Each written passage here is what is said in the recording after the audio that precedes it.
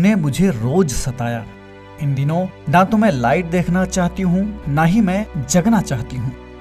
एक समय था जब मैंने तुम्हारे साथ अपना जीवन देखा था, तुम्हारे साथ एक भविष्य देखा था, लेकिन तुमने मेरे सपनों को चकनाचूर कर दिया।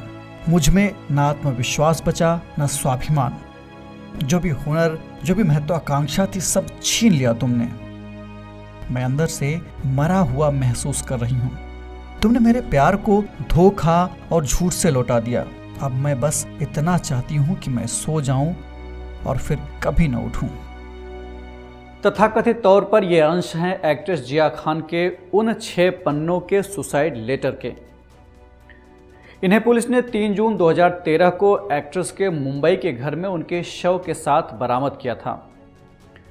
इस मामले में अभिनेता आदित्य पंचोली के बेटे सूरज पंचोली को सुसाइड को उकसाने के लिए आईपीसी की धारा 306 के तहत आरोपी बनाया गया था।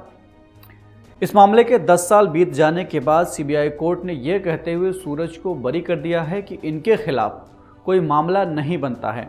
इस तरह आए दिन कई मामलों में आरोपी को सजा से बरी कर दिया जाता है, क्योंकि इस अपराध में आरोप सिद्ध करना बेहद मुश्किल होता है।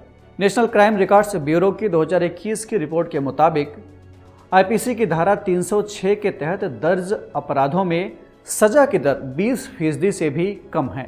दरअसल लीगल हिस्ट्री कहती है कि धारा 306 को भारत में प्रचलित सती प्रथा और दहेज उत्पीड़न से होने वाली मौतों को रोकने के लिए लाया गया था। उस समय इन दोनों अपराधों में ससुराली पक्ष की तरफ से होने वाली क्रूरता को रोकने का यही एकमात्र तरीका था। अब मौजूदा स्थिति की बात करें तो आईपीसी यानी इंडियन पिनल कोड की धारा 108 और धारा 306 मिलाकर आत्महत्या को दंडित बनाती हैं, जबकि इस संहिता की धारा 309 यानी आईपीसी का सेक्शन 309 उस पीड़ित के लिए दंड का प्रावधान करती है जो आत्महत्या करने की कोशिश करता है। यानी भारत में आत्महत्या करना भी अपराध है, जिसके चलते भारत में न केवल आत्महत्या करना बल्कि इसके लिए किसी के द्वारा उकसाया जाना या किसी को सुसाइड के लिए उकसाने की साजिश में शामिल होना भी अपराध है।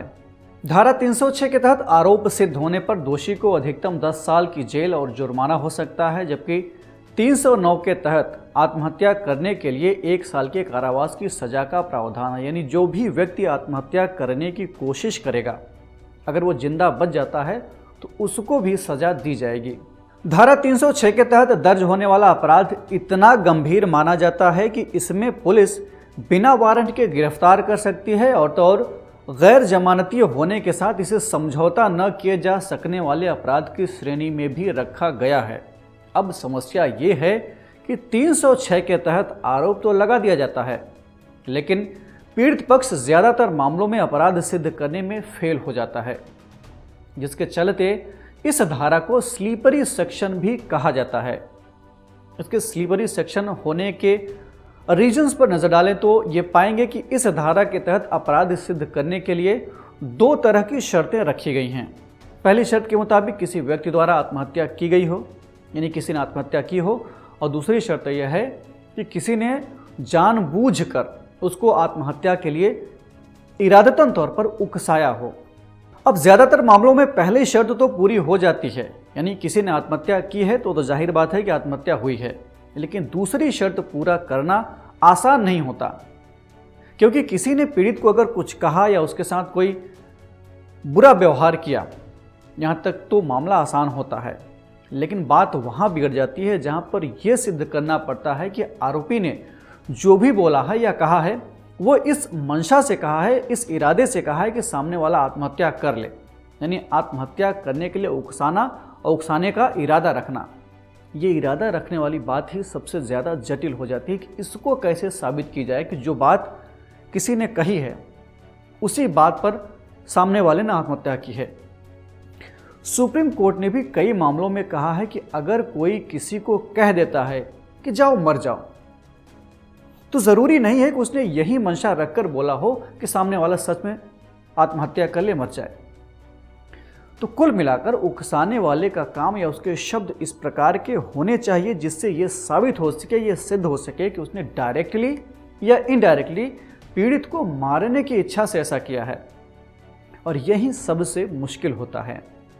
इसी तरह के एविडेंस की कमी के चलते सूरज पंचोली को बरी कर दिया गया है। अब मैं ये नहीं कह रहा हूं कि सूरज पंचोली दोषी हैं या निर्दोष। मैं सिर्फ इस बात की ओर आपका ध्यान आकृष्ट करना चाहता हूं कि कानून में कहां लूप होल है और कैसे कुछ अपराधी इसका फायदा उठाकर बच जाते हैं। आपकी नज़र में इस समस्या का उपाय क्या हो सकता है, कमेंट बॉक्स में हमें ज़रूर बताएं। हम फिर मिलेंगे एक नए कार्यक्रम के साथ। तब तक के लिए आप जमकर पढ़ते रहिए और बढ़ते रहिए। नमस्कार।